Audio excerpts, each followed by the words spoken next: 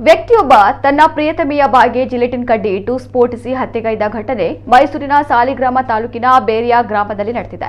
ಹುಣಸೂರು ತಾಲೂಕಿನ ಗೆರಸನಹಳ್ಳಿ ಗ್ರಾಮದ 20 ವರ್ಷದ ರಕ್ಷಿತಾ ಮೃತ ಮಹಿಳೆ. ಪಿರಿಯಾಪಟ್ಟಣದ ಬಿಳಿಕೆರೆ ಗ್ರಾಮದ ಸಿದ್ದರಾಜು ಕೊಲೆಗೈದ ಆರೋಪಿ. ರಕ್ಷಿತಾ ಕೇರಳದ ವ್ಯಕ್ತಿಯನ್ನ ಮದುವೆಯಾಗಿದ್ದಳು, ಅಲ್ಲದೆ ಸಿದ್ದರಾಜ್ ಜೊತೆ ಅನೈತಿಕ ಸಂಬಂಧ ಇಟ್ಟುಕೊಂಡಿದ್ದಳು ಎನ್ನಲಾಗಿದೆ. ಮಹಿಳೆ ಕಪ್ಪಡಿ ಕ್ಷೇತ್ರಕ್ಕೆ ಹೋಗೋಣ ಎಂದು ಕರೆದಿದ್ದಳು. ಬಳಿಕ ಲಾಡ್ಜ್ನಲ್ಲಿ ಇಬ್ಬರು ತಂಗಿದ್ದರು. ಈ ವೇಳೆ ಆಕೆಯ ಬಾಯಿಗೆ ಜಿಲೆಟಿನ್ ಕಡ್ಡಿ ಇಟ್ಟು ಸ್ಫೋಟಿಸಿ ಹತ್ಯೆ ಮಾಡಿದ್ದಾನೆ. ಬಳಿಕ ಮೊಬೈಲ್ ಸ್ಫೋಟಗೊಂಡು ಸಾವನ್ನಪ್ಪಿದ್ದಾಳೆ ಎಂದು ಕತೆ ಕಟ್ಟಿದ್ದ. ಸ್ಥಳದಲ್ಲಿ ಯಾವುದೇ ಮೊಬೈಲ್ ಇಲ್ಲದ ಕಾರಣ ಲಾಡ್ಜ್ ಸಿಬ್ಬಂದಿಗೆ ಅನುಮಾನ ಬಂದಿತ್ತು. ಬ್ಲಾಸ್ಟ್ ಆದ ಮೊಬೈಲ್ ಎಲ್ಲಿ ಎಂದಿದ್ದಕ್ಕೆ ಹೊರಗೆ ಬಿಸಾಡಿದಾಗಿ ಸುಳ್ಳು ಹೇಳಿ ಪರಾರಿಯಾಗಲು ಯತ್ನಿಸಿದ್ದ. ಅನುಮಾನ ಬಂದು ಹೋಟೆಲ್ ಸಿಬ್ಬಂದಿ ಪೊಲೀಸರಿಗೆ ಫೋನ್ ಮಾಡಿದ್ದರು.